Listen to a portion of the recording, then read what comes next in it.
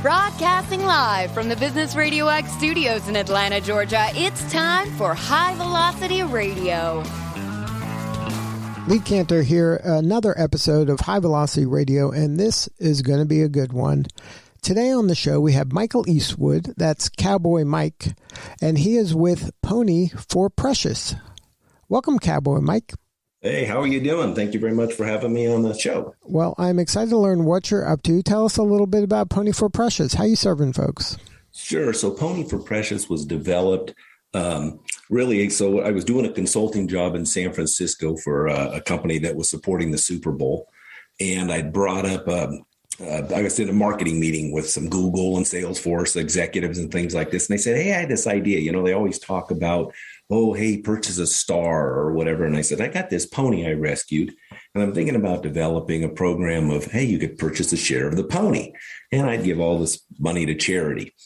And so that weekend kind of came by. It was on a Friday. And my marketing VP was Monday morning, says, Mike, I got to talk to you. You got to develop this program. And I said, why is that? And he says, well, I was at my daughter's soccer game and she's not very good and she doesn't play a lot. And they had a tie. So I'm not a big soccer guy. So I guess they do a kickoff and they came down where she's the last one. And he's sitting in the sidelines. Of course, he lives in San Francisco in a high rise.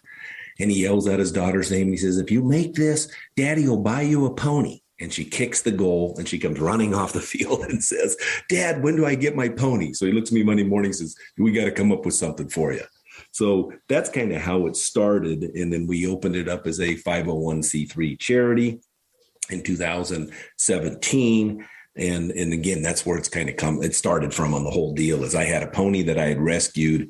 And we were going to just sell these adoption shares on the website.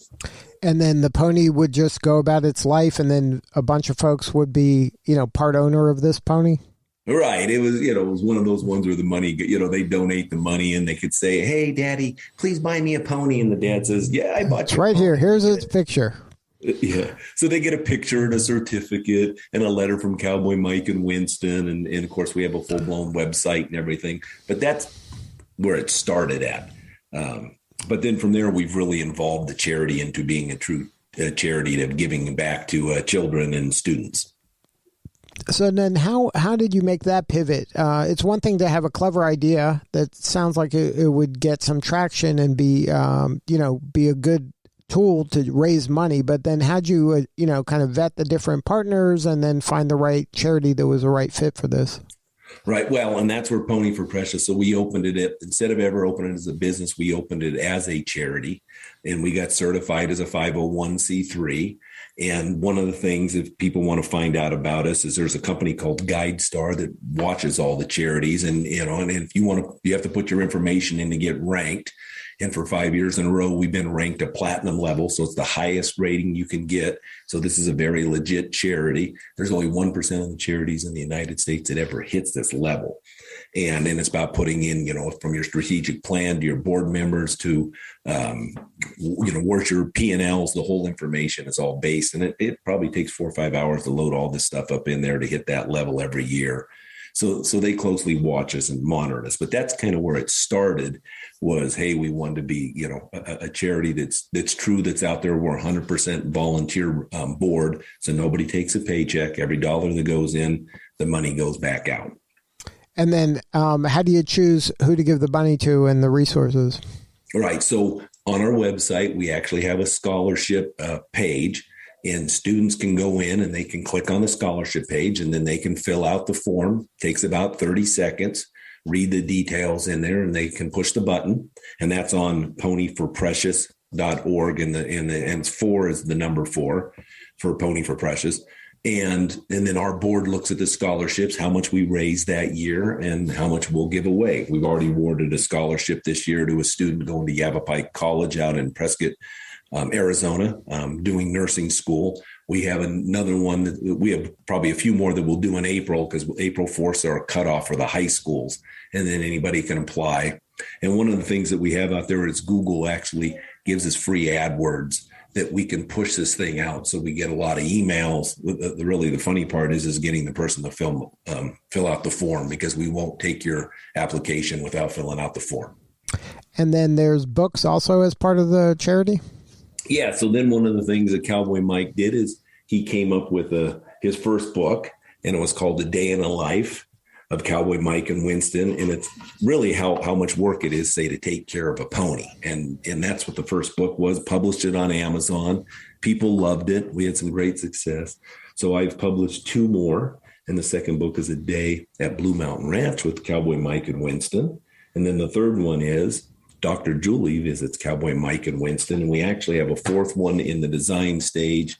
That'll be Cowboy Mike and Winston Attend Cowboy Church.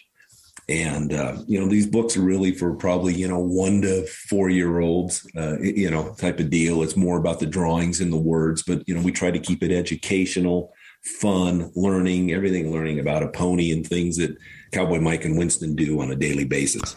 So is there just one horse? There's just one pony, or is this something that now you got a whole bunch of ponies because people are adopting a whole bunch of ponies, or is everybody adopting Winston over and over again? Yeah, it's Winston's the one. Like I said, we don't keep any money. The money goes towards the scholarships and things like that. So Winston's the pony. We do have 2 other horses, Blue and Mr. Bones, and then they all live at Blue Mountain Ranch. That's truly a ranch in Prescott, Arizona. And in our long-term goal, eventually would maybe be in a full-blown horse rescue. But again, that takes more money, more land, fencing, corrals, everything else. So right now we really spend our time on, like I said, awarding scholarships. And then the other thing Cowboy Mike does is he will attend events and give free books to children. So one of the events that's on the schedule this year is July 9th at the Arizona Wranglers is arena football. And we'll bring probably 150 books, autograph them, and we donate them. Like I said, and then they're all donated by the charity, and we just give them to the children to show up to the games. And then can people come and actually see Winston and the other horses? Well, there is a program in there if you wanted to sponsor and come. I mean, I guess if somebody wanted to contact us, yeah, we would let them come out to the ranch and see us, but they would have to contact to do that, not just show up. Now, on the website, you got some testimonials from a couple of the Harry Potter folks. How did you pull that off? So I got a website guy that it's some marketing people that push stuff. So I don't remember off that one how they got that one. So I apologize. Now, talk about your backstory. Obviously this is something you do, but you have a day job. Can you talk a little bit about that? Yes. So I own a company called West USA Realty at Prescott. We're a brokerage out in Prescott, Arizona, the Tri-Valley, what we call it up here. And we have 85 agents that work for us.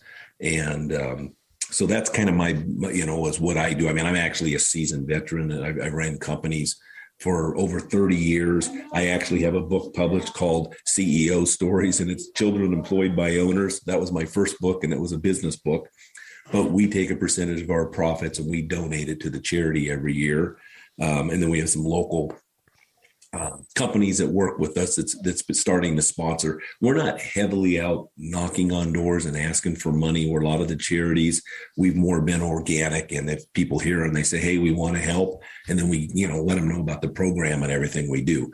I mean, our ultimate goal is, we'd love to raise $100,000 a year and give $100,000 a year of scholarships out and free books. And, just that's our process of what we do. Now, any advice for other entrepreneurs that are listening that maybe on the back of their mind, they've thought, that'd be nice to, start a charity or some philanthropy in this manner. Can you talk about how hard or easy it is to get, a charity going and how it can really help you as a person grow and maybe even your business? Sure. So, again, that's one of my passions is to give back on. And I was actually fortunate enough to work for a company in Indiana years ago called Wood Miser. And that was one of the things that the owners was a big Christian company, and they would give back and they would support missions, and we'd do about $1 million a year. So they're the ones that kind of drove me into saying, yeah, you're right. You make a good income. How do you give back? How do you change lives? I mean, one of our companies is called Bellow Soul Inc. And we change business, we grow, we change lives. And it's about if we can help the owners, learn to make more money, their employees make more money, and everybody's lives change. So it's that willingness. Now, to open one, is one task, but then it's just really getting involved. So I'll give you an example. I used to be a CEO of a Chamber of Commerce for a while.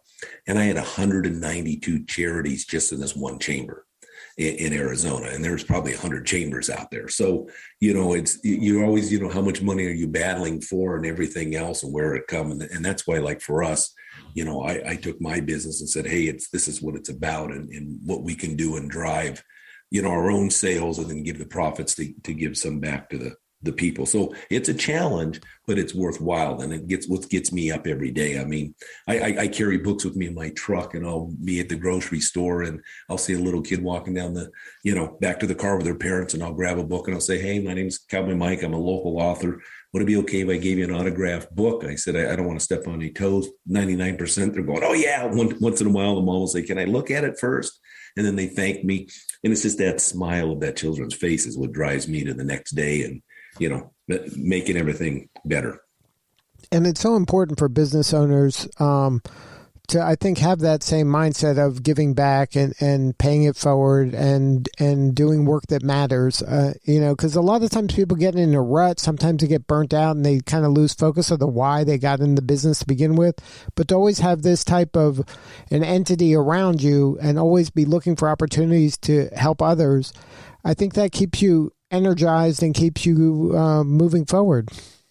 Right. And one of the things for us up here is we have a big teen population up here. When I say big, of that live with their grandparents, right? They're looking for mentoring and everything else. And my daughter is actually the president and has like 20 teens that she works with on a weekly basis of what it is and things like that of, helping them and to cope and how do you change?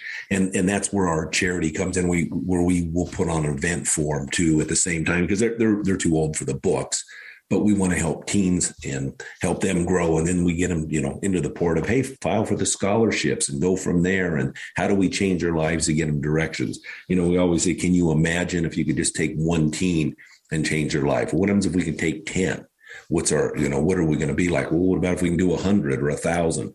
So that's what we focus on our board is really just trying to change people's lives to make them for the better. Now, was it difficult to put a board together? No, when I started this, it was actually, I called some of my friends and we were all horse people and everyone said, hey, I'll do it. It's the hard part is keeping because we're all in different cities, it's keeping them motivated. I mean, with Zoom and everything now, it makes it a lot easier that you can have meetings. But the challenge of, when you get that board is one thing, but you have to have then the board willing to help. Because one person, it makes it tough if that you're the only one ever doing everything every day. Yeah, but the impact is real. I mean, it must be very rewarding to see those books in the hands of happy children and seeing those scholarships really make an impact in that individual and their family and their community. Right. And it is exciting. We just, like I said, awarded one last month, and she came to our real estate office because the junior college is, maybe a mile away, half a mile away. So, we awarded her with the check. I mean, it was a single mother, made a big difference in their lives, because she was, just to help her, pay for books and everything else. So that's the stuff where then you go, I want to give more, I want to do more. We got to go raise more. We got to donate more to give more out. So that's what excites me, right? It's just, like I say, seeing the smiles on their faces. I don't even care for a thank you. It's just, knowing you've done something. Right. The impact is real. I mean, that's going to leave a mark, and that's a good thing. Yes, it's real exciting. And one of the projects that we kind of, everybody, I've kind of come from those ones, you have your day-to-day business and what's a big picture project. And our goal is to build a teen horse ranch up here where we would have cabins. There's a lot of places up, it's called Young Life. And I think they're all over the country, but they have little camps and children or teens can go up and do it. And that's kind of what our deal is. Maybe a 10-acre ranch, have some horses. They can come on the weekends. They can spend the night. They can learn about them. They get some chores, get some skills. Maybe we put an event or two and they work a snack shop to help raise money for the charities to keep it going. But that's kind of our big passion is like I said, is this horse ranch and getting these books that the children is where it's coming from in our big pictures and our focuses. I mean, our goal this year is to do 2,500 books. Well, congratulations on all the success. If somebody wants to support the charity, what's the website? So the website is www. Of course, Pony, Pony, the number 4 Precious, PRECIOUS.org. So it's pony4precious.org. Good stuff. Well, Cowboy Mike, thank you so much for sharing your story today. You're doing such important work, and we appreciate you. Thank you very much for having me on the show. And this was exciting when you contacted me. And again, we appreciate everybody out there and hope you look at least our website and learn more about us. Will do. Well, thank you again. This is Lee Cantor. We'll see you all next time on High Velocity Radio.